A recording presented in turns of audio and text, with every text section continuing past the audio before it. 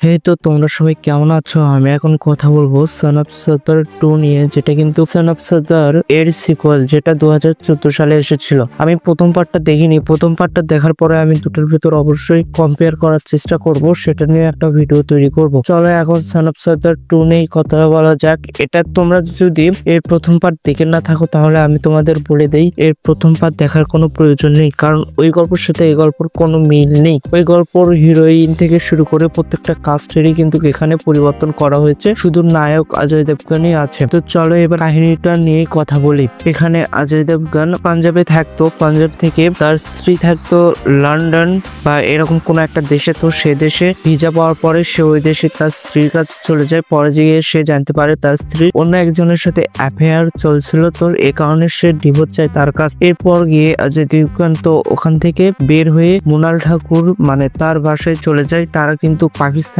ছিল, মানে সে ক্যারেক্টারে ছিল। তো সেখানে সে কিভাবে থাকে, পাকিস্তানিদের সাথে কিভাবে তার যাত্রা শুরু হয়, কিভাবে সে জানতে পারে আসলে তারা পাকিস্তানি। তাদের একটা মেয়ে ছিল, মানে মৃণাল ঠাকুরের একটা পালিত মেয়ে ছিল, তার বিবাহ ঠিক হয় একটা সর্দার পরিবারের সাথে। সে পরিবারের সাথে ফির কিভাবে বিয়েটা ঠিক হয়, বিয়েতে কি কি শর্ত দেয়। বিয়ের শর্ত ছিল যে পরিবার অবশ্যই কোনো সর্দার হতে হবে অথবা ইন্ডিয়ার কোনো লোক হতে হবে, কিন্তু এখানে তো পুরোটাই উল্টা হয়েছিল। এখানে অজয় দেবগন মেয়ের বাবা ও মৃণাল ঠাকুর কিন্তু মা হিসেবে ভেস ধরে গিয়েছিল। এরপর গিয়ে আসলে বিয়েটা হয় নাকি হয় না, এর ভিতরে কত কি কাণ্ড হয়, এই সব কিছু তোমরা এই সিনেমাতে দেখতে পারবা। আর এখানে কিন্তু আমি তোমাদের বলে দিই, এটা কিন্তু একটা কমেডি ফ্যান্টাসির উপরে সিনেমাটা তৈরি করা হয়েছে, সুতরাং তোমরা এখানে কোনো লজিক খাটাবে না যে এটা কি হরর ছিল নাকি হরর ছিল না। ট্রেলারটা দেখে থাকো তাহলে অবশ্য বুঝে যাবা এই কাহিনীটা কিভাবে যেতে যাচ্ছে। তুমি যদি ট্রেলারটা একবার দেখো তাহলে তোমার বেসিকে তুমি কাহিনীটা ধরে ফেলতে পারবা,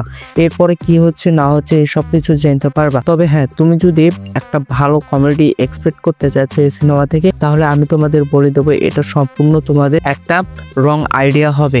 আমি তোমাদের বলবো এই সিনেমাটা যদি তোমরা দেখতে চাও, তোমরা যদি অজয় দেবগন মৃণাল ঠাকুরের ফ্যান হয়ে থাকো, তাহলে এই সিনেমাটা শুধু তোমরা এন্টারটেইনমেন্টের জন্য দেখতে পারো, বেশি কিছু এক্সপেক্ট করো না। এই সিনেমায় কিন্তু অত্যন্ত লেভেলের মাস্টারপিস লেভেলের কোনো কিছুই নেই এই সিনেমাতে। এই সিনেমা সচরাচর তোমরা যে সিনেমা দেখে এসেছো এসব সিনেমার মতনই। তোমাদের একটা কথা বলে দিতে চাই, এই সিনেমায় কিন্তু মনে করো হাউসফুল 5 এর মতো কোনো ড্রাগ কমেডি নেই, মানে মনে করো কোনো খারাপ ধরনের কমেডি কিন্তু এর ভিতর ঢোকানো হয়নি। তবে একটা দুটো কথা আছে যে কথাগুলো তোমরা তোমাদের পরিবারের সাথে শুনলে অকওয়ার্ড ফিল করতে পারো। তো তোমরা অবশ্য বুঝে গেছো, আমি তোমাদের বোঝানোর চেষ্টা করছি। আজকের ভিডিওটা এই পর্যন্তই, তোমাদের সাথে দেখা হবে নেক্সট আরেকটা ভিডিওতে।